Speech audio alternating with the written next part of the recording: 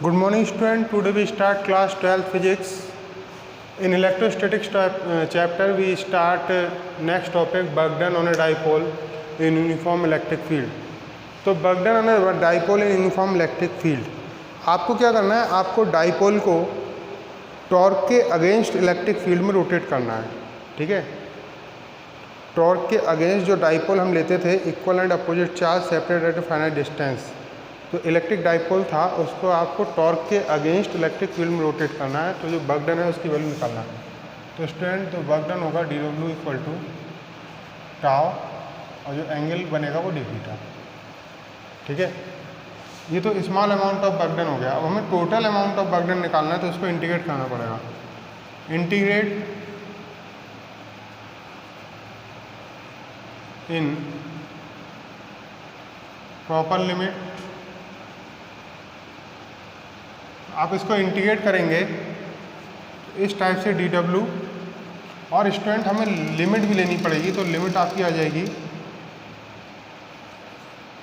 Limit आपकी θ1 से θ2 आ जाएगी, θ1 से θ2, और ये आपका dw का जो वैल्यू है टाउ d थीटा। और आपने टाउ का एक फॉर्मूला पढ़ा है, टाउ इक्वल टू आपने फॉर्मूला पढ़ा है PE साइन थीटा, और ये आपका d, ये टाउ की जगह हमने क्या लगा लिया, PE साइन थीटा। आपका θ1 से θ2, इस टाइप से आप देखेंगे। PE आपका इंटीग्रेशन साइन के आउट आ जाएगा, θ1 to θ2 sine theta d theta. थोड़ा सा यहाँ पे ध्यान देना है, क्लास 11 में आपको इंटीग्रेशन पढ़ाया था, तो integration sign theta d theta जो है माइनस कॉस थीटा के इक्वल होता है। तो W इक्वल टू PE, और ये जो इसके इक्वल हो जाएगा माइनस के कॉस थीटा के, θ1 से θ2। अब आप क्या करेंगे, माइनस के साइन को बाहर ले लेंगे, कॉस θ2 आपकी अपर लिमिट है उसको लगा देंगे, माइनस करके हम लोअर लिमिट लगा देंगे। ठीक है, तो आपका W equal to cos θ2 minus θ1 formula बन गया। तो if dipole, if initially dipole is perpendicular, then W equal to minus का PE कॉस θ2 की जगह हो जाएगा आपका, θ2 की जगह आपका आ जाएगा थीटा, और θ1 की जगह आपका आ जाएगा 90 degree. Theta minus cos 90 degree, W equal to minus का PE कॉस थीटा आ जाएगा, because the value of cos 90 is 0। Student, इसमें आपको कॉस की वैल्यूज़ को ध्यान रखना पड़ेगा। ठीक है, तो कॉस 90 की वैल्यू क्या हो जाएगी यहाँ पे 0, तो माइनस 0 यानी आपका यही टर्म आ जाएगा, W इक्वल टू माइनस का PE कॉस थीटा। और यू नो अबाउट दिस कि work store in the form of energy, तो इसका वर्क और एनर्जी दोनों का आंसर क्या रहेगा, सेम रहेगा। U इक्वल टू माइनस का PE कॉस्ट है। स्टूडेंट, इसको एक बार और देख लीजिए, small amount of work done dw equal to tau d theta. आप क्या करेंगे, W equal to lower limit और अपर लिमिट dw का वैल्यू पुट करेंगे, और लास्ट डेरिवेशन में जो हमने टाउ का वैल्यू फाइंड किया था PE साइन थीटा वो पुट करेंगे। PE को आउटसाइड ले लेंगे, integration sign theta d theta का वैल्यू आपका कॉस थीटा होता है माइनस का, वो हमने पुट कर लिया। फिर upper limit minus lower limit कर लिया। जब डाइपोल इनिशियली परपेंडिकुलर है तो θ2 थीटा और θ1 90 डिग्री हो जाएगा। आपने दोनों की वैल्यू पुट की, cos 90 की वैल्यू आपकी क्या होगी बेटा, cos 90 की वैल्यू आपकी 0 होगी। तो W इक्वल टू माइनस का PE cos थीटा आपका आ जाएगा। लेकिन आपको ये भी पता है कि जो वर्क है वो एनर्जी की फॉर्म में स्टोर होता है, तो work is store in the form of energy. तो आपका जो आंसर है, ठीक है, तो W equal to U equal to W minus PE cos theta ही रहेगा। अब इसमें स्टूडेंट स्पेशल केस हैं।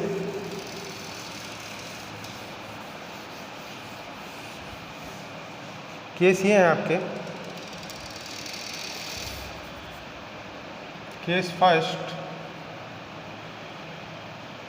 If dipole is parallel to the field, यानी जो डाइपोल है आपका वो फील्ड के पैरेलल है, तो थीटा इक्वल टू आपको लेना है 0 डिग्री, तो U इक्वल टू माइनस का PE कॉस 0 डिग्री, तो u इक्वल टू माइनस का पी आंसर आ जाएगा, because the value of cos 0 is 1। आपकी कॉस 0 की वैल्यू क्या है, 1 है, ठीक है। तो आपका आंसर क्या आ जाएगा, u इक्वल टू माइनस का पी ई। इसी टाइप से केस सेकंड को देखिए आप, इसमें डाइपोल एंटी पैरेलल हो जाएगा। क्या हो जाएगा, एंटी पैरेलल, तो थीटा इक्वल टू हो जाएगा 180 डिग्री। फॉर्मूला आपका हो जाएगा u इक्वल टू माइनस का पी कॉस 180 डिग्री, तो u इक्वल टू माइनस का पी और कॉस 180 का जो वैल्यू होता है वो -1, तो u equal to P E आपका आंसर आ जाएगा। वहाँ पे आपका आंसर आया था -पी ई, यहाँ पे आ जाएगा आपका पी ई केस सेकंड में। स्टूडेंट अब इसके बाद हम केस थर्ड में आएंगे।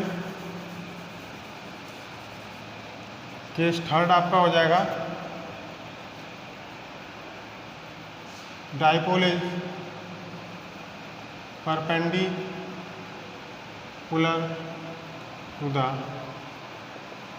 फील्ड। जब डाइपोल आपका फील्ड के परपेंडिकुलर होगा तो आप देखिए, अब डाइपोल आपका क्या है, फील्ड के परपेंडिकुलर, तो थीटा इक्वल टू 90 डिग्री। आपका फॉर्मूला था u equal to P cos theta की जगह रख देंगे कॉस 90 डिग्री। तो कॉस 90 की वैल्यू आपने पढ़ी होगी स्टूडेंट, 0 होती है, तो यहाँ पे इसकी 0 के साथ मल्टीप्लाई करा दो, यानी जो आपका आंसर आएगा वो क्या आएगा, यहाँ लिख लीजिए कॉस 90 इक्वल टू 0। आपका u equal to 0 degree answer या 0 आंसर आ जाएगा, ठीक है। इस टाइप से आपका ये डेरिवेशन कंप्लीट हो गया। अब आप लोग इससे रिलेटेड एक क्वेश्चन देख लीजिए, जो आपने फॉर्मूला निकाला है w इक्वल टू पी या w इक्वल टू या u equal to P cos theta 1 minus cos theta 2, उसी से रिलेटेड है।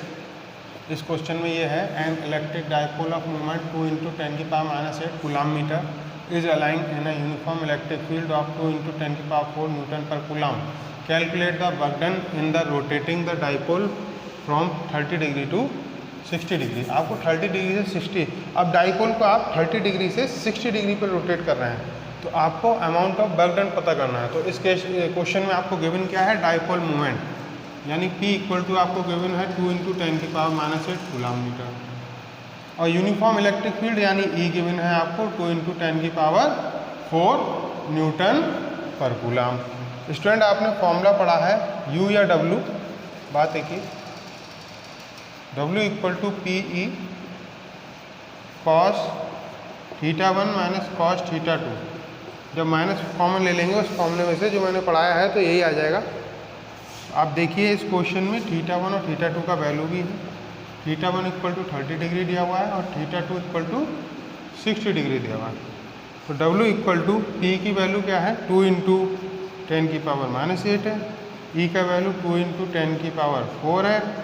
तो इस टाइप से कॉस थीटा 1 की वैल्यू आपकी 30 डिग्री हो गई, कॉस थीटा 2 की वैल्यू आपकी 60 डिग्री हो गई। आप देख लीजिए थोड़ा सा वैल्यूज़ का, आपको ये ध्यान रखना है थोड़ी सी वैल्यू। कॉस 0 डिग्री की वैल्यू 1, कॉस 30 डिग्री की वैल्यू √3/2, और कॉस 60 डिग्री की वैल्यू आपकी हो जाएगी 1/2, और कॉस 90 की हो जाएगी 0 डिग्री। तो W इक्वल टू 2 × 2 = 4 हो जाएगा, 4 × ये 10⁻⁻8 और +4 आपका हो जाएगा -4, और cos 30 की वैल्यू है √3/2 माइनस इसकी 1/2। तो W इक्वल टू 4 × 10⁻⁻4, 2 एलसीएम ले लिया, √3 - 1, तो W इक्वल टू 4 × 10⁻⁻4, इसकी वैल्यू 1.732 - 1/2। तो W इक्वल टू 4 × 10⁻⁻4, और आपका जो यहाँ पे आएगा 0.732 / 2।